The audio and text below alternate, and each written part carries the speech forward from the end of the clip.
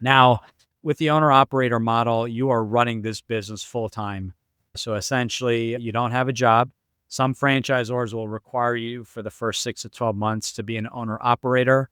So what you're really investing in is not just financially, but it's sweat equity, right? It's your time, it's your commitment to the business. So what good is growth if you're not going to be profiting from it? Welcome to the Franchise Freedom Podcast, where you can escape the corporate trap through franchise ownership.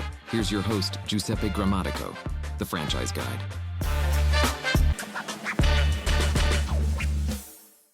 Welcome to the Franchise Freedom Podcast. I'm your host, Giuseppe Grammatico, your franchise guide, the show where we help corporate executives experience time and financial freedom via franchising. Thanks for joining us today. We're going to continue with the series. This is 4 or 5.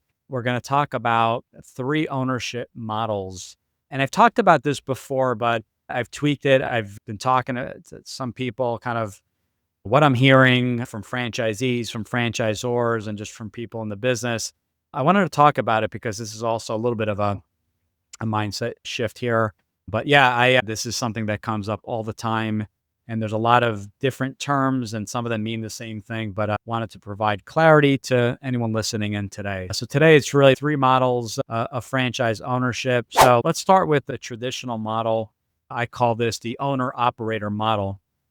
Now, with the owner operator model, you are running this business full time. So essentially, you don't have a job. Some franchisors will require you for the first 6 to 12 months to be an owner operator. So that's something you want to figure out in the very beginning. Do you offer semi-absentee or part-time ownership or not? That's something we would work on together for any one of the families that I work with. And that owner operator model, I always say, is you're full-time in the business. This is how I ran my first business. And I learned everything about the business. I was sales, marketing, bookkeeping, and a technician. Did the actual work myself, from anything that needed to get done, to dealing with customers, cancellation, bookkeeping, all that kind of stuff. And the way I look at the owner operator is that you're running it full time, but you're getting a better appreciation of the business because you're wearing all the hats. So that is number one, really get that added benefit of learning the business, wearing all the hats, understanding everyone's roles, not just learning it from the manual that you're given or through some videos, but actually performing all the functions in the business. I tend to see owner operators scale relatively quickly because this is all they're doing. There's no distraction from a job, boss calling you, conference call, last minute training or event you have to attend. You're able to dedicate 100% of your time. You are obviously want to grow this thing as fast as possible because you don't have any other income coming in as you did from the job. So you're trying to get this scaled up. So what you're really investing in is not just financially, but it's sweat equity, right? It's your time, it's your commitment to the business. You get to decide what role you want to play. So you may love sales. And after running the business the first 6 months, you may say, I love sales, but I'm going to hire a full-time salesperson. Given the time involved for maybe the meetings and the travel, I'm going to stick to networking at the local chamber event. And that's the beauty of a business. You pick and decide what roles you want to play in that business.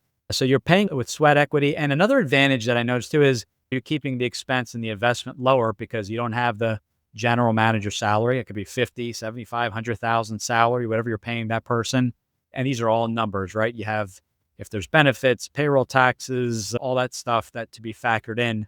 So you're keeping the investment lower. The item 7, as we talked about in the previous episode, your pro forma is going to be less. Some models don't need any other staff. There are single employee models that you can run on your own where your technicians are 1099. So you're really keeping the expense to the minimum, maybe working from home and just having essentially a marketing expense, and subcontractors are paid after the job is completed and paid for. That's something to look at. It's not for everyone. Some people do not have the ability to leave their jobs, and that's okay. It is a requirement for some brands, and that's something you want to figure out in a quick way. When people say, how do I know it's a good fit? It's not a good fit if the brand requires you to be full-time and you can't be full-time. On a rare occasion, I just throw this in there. There are brands that will allow you to bring on that manager, but they will be an equity owner, 25, 50% owner in the business. Sometimes that is allowed. Very rare, but it's come up before.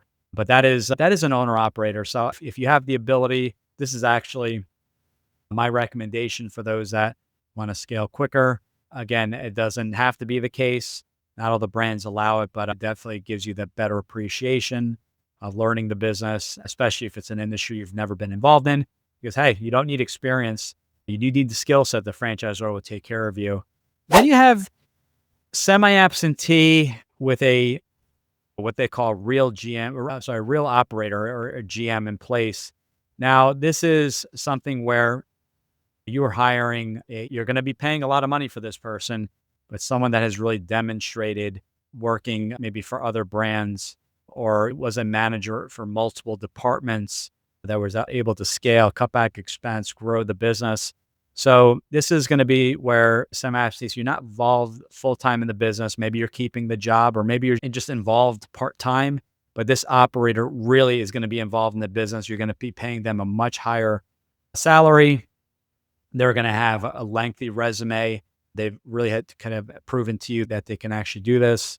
They're essentially functioning as an owner. They've kind of been in your shoes. They're getting involved in hiring and firing and things like that. That's one way. You're still going to be involved at a certain capacity, but that person really is spearheading the business, running the day-to-day, and they're getting compensated via a higher salary. But this is definitely a hire where you're getting a lot of references and referrals, and they have a lengthy track record of doing this for other businesses throughout various industries.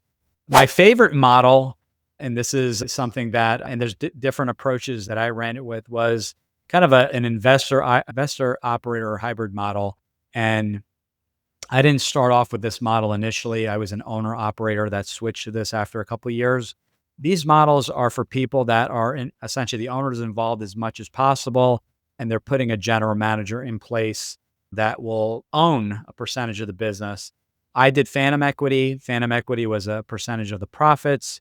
You could do percentage of the overall business. The difference is when you go to sell the business and they own 25%, they would get 25% of the proceeds. So something to consider into what you're most comfortable with. But with this model, the difference here is you're involved. It could be part-time capacity. You're doing everything you can to get them up and running, and then really just kind of figuring out that my camera switch here, kind of figuring out, okay, they're going to get a percentage of the profits.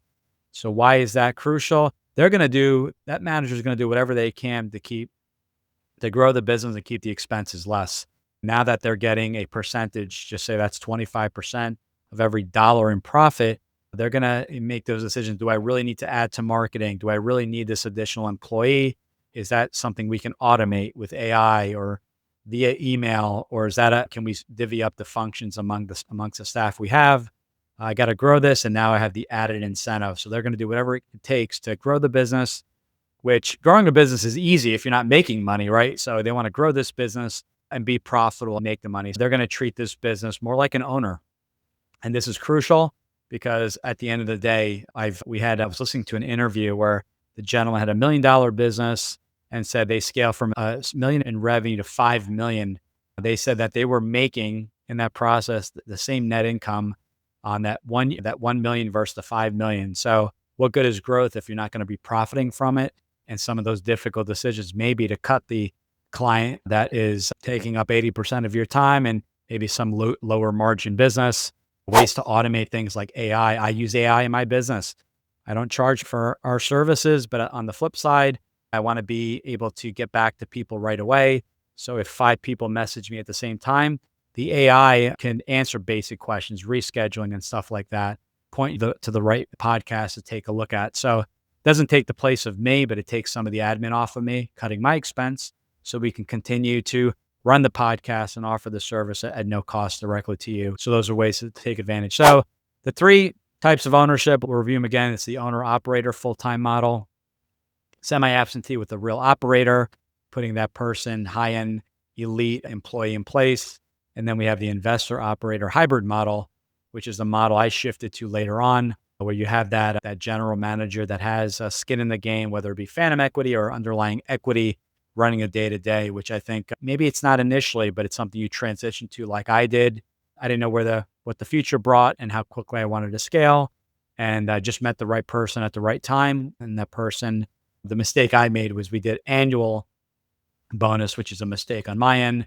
We switched it up to quarterly because that person didn't know where we stood till the end of the year. And it's better to incentivize quarterly, as we did the reconciliations and things like that, updated the quarterly P&Ls as well as the monthly. That's one mistake I made that I encourage you not to make that same mistake. Thanks again for joining. I would love to figure out which type best fits your situation. We could book a call and figure that out on our intro call, in that 20-minute call. ggthefranchiseguide.com. Talk to you guys soon. See ya. Thanks for tuning in. If you want to learn how to make the transition from corporate to owning your franchise, join Giuseppe on the next episode. You can also follow on all social media platforms and achieve financial and time freedom today.